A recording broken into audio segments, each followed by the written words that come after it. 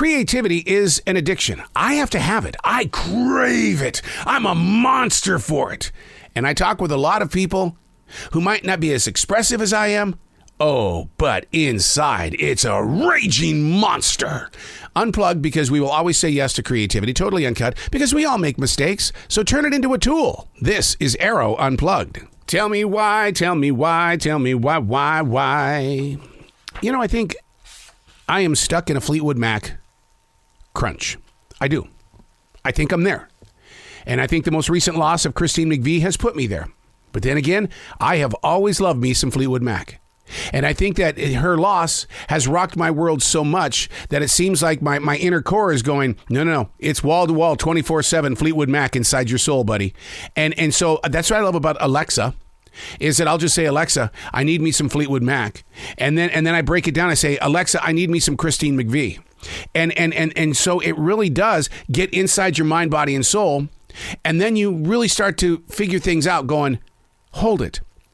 Modern day technology doesn't take our favorite performers away. It actually gives us more than what we ever had. Kind of reminds me of a movie that's coming out that says no matter what you create as a brilliant mind is always going to be available for anybody, any age group, at any time. It could be 3 decades from now. It's always going to be there. And I often wonder if that's fair to the memory. I'm so jealous of my mom and dad because when they talked about Guy Lombardo and how great he was and why they needed to be with him on New Year's Eve, and then that one year when he didn't show up and how hurt they were, it's like they've lost Guy Lombardo. They couldn't run to a website to listen to Guy Lombardo. They had albums. But it was the same songs over and over again. And it's not like today where there are 15 million versions of just one song. But yeah, I'm being rocked by Fleetwood Mac. It's what's being played. And I need to have someone's address in the band. And the reason why is because my mind is playing so many Fleetwood Mac songs that I owe them an ASCAP BMI royalty fee. Yeah. Hey, it's Arroe. This is The Daily Mess, a chronological walk through an everyday world. I am a daily writer. I'm a freak. I'm weird, so I'm out to prove it. There's just so much going on in life that we're missing that if we just took the time to just write, you have something to read in the future. You're leaving a breadcrumb for not only yourself, but maybe a great-grandchild. Maybe somebody that just dug up your stuff because it was in a box that was in the trash, and they found something that they needed in their life. This is The Daily Mess. A coworker asked if I watched animation or comedy shows.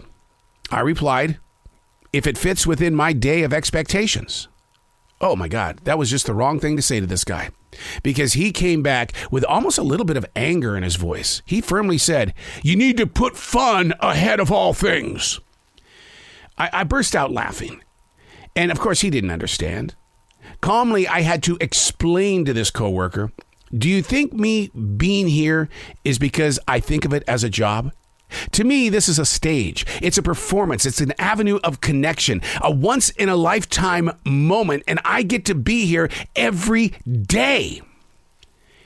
His comeback was, well, I don't agree. Fun is in animation and comedy.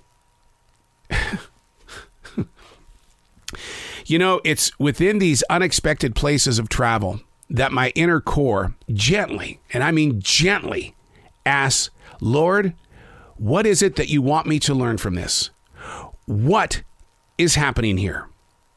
When others ask you simple questions that end up becoming a challenge of your beliefs or a judgment call against your behavior. When every voice in your head suddenly goes silent, because at the same time they're going, what the hell is this all about? What is it all about? Why is it that I understand people want to learn about those that they work with or those that they travel with or have just met. I get it. But where in the rule book does it say that you have the right to challenge the thought or to bring judgment against the person? Where is it written down that you can do that? Why can't you just listen and accept? that we're not all the same. Every morning, I'm blessed with the opportunity to see 9 to 10 deer in this forest in South Charlotte, North Carolina. I remember back in the early part of the 1990s when my daughter asked me, she goes, "Why are there deer signs on the streets in this neighborhood?" I said, well, here's the thing. I think they put them up to help sell houses because they want people to think this is a nature preserve. And so it always bothered me that I never saw deer. So we planted 1,700 trees in this forested area because I wanted nature to come back to life. That was my goal, my dream, my calling. Nobody challenged me on it. And then when I say, I've got deer, do you know that your deer are going to cause a disease and you're going to die? Really? Okay. Well, I've got enough buzzards in the sky. I've got enough hawks and owls, birds of prey. If I die, they can eat me. And I guess that's the best way to go. That's a natural way to go. But it's like judgment and challenge everywhere you go. I don't want to talk about politics. I don't even want to talk about religion. I do go to church. I do take the word to heart. I do activate. But you know what? You're never going to hear me communicate. That's just not who I am because of the harsh challenging and judgment calls. And I just think we could all get along with each other if we would just stop. Just stop.